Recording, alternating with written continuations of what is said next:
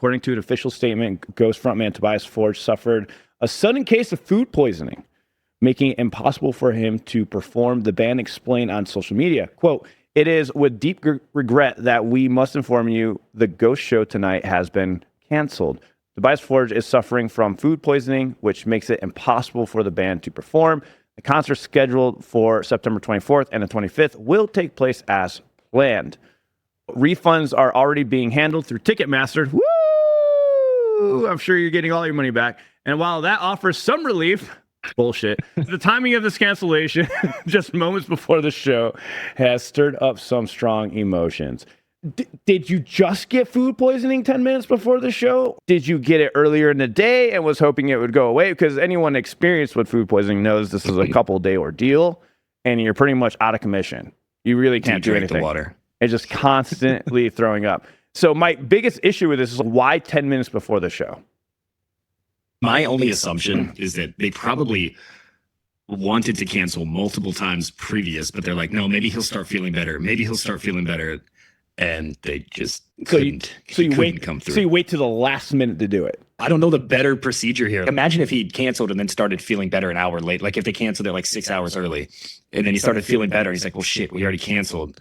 I think I'd like to think they had good intentions behind it, but that sucks because people probably traveled there. A lot of people did. A lot of people traveled and thought they were being pranked at the show. They weren't sure if this was legit. Most concerts are canceled the morning of, or maybe even the day prior. But maybe he caught foodborne illness 10 minutes before the show. Maybe he just started violently throwing up 10 minutes before. That could have happened too. It's possible. It could have added to the stage on-stage presence. Yeah, he could have threw up on the crowd. You're right. That would have been going viral for stupid shit. I mean, that could have been the ritual. They do rituals, right? That one of the rituals because we need to get out the demons, and like I'm just gonna vomit profusely on everybody in the crowd.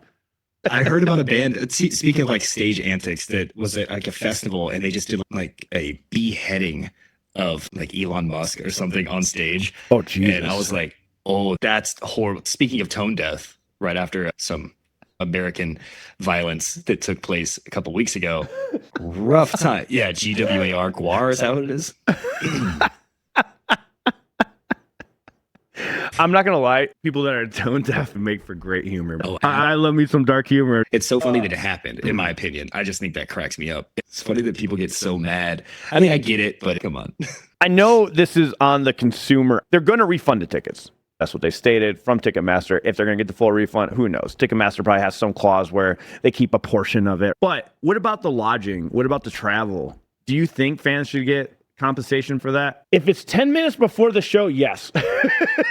If it was the morning of, you still can't cancel stuff. I guess that's a risk you're always going to have to be willing to take when you're going to a show. But that also could lead to distrust in the band and not wanting to ever go to their concerts. This is hard to replace. You're not going to find a cover for a singer, especially a distinct singer like Tobias. He's a very distinctive voice. You can't just have somebody come out there and sing for him, especially not 10 minutes before the show.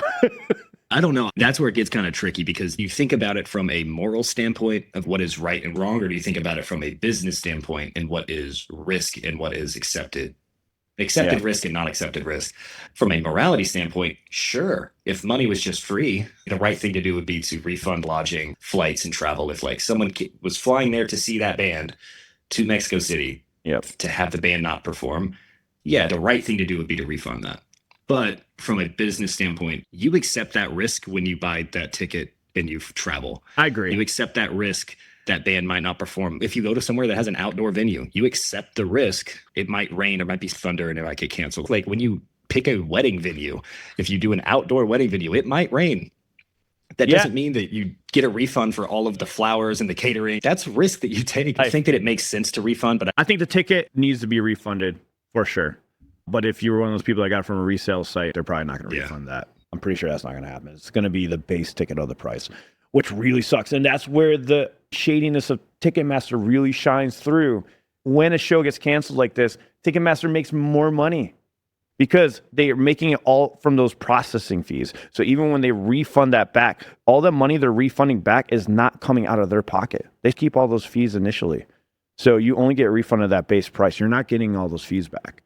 That's the crazy thing about it, because that's the price that you're getting refunded was the price that went to the band. So that's why the band never wants to cancel.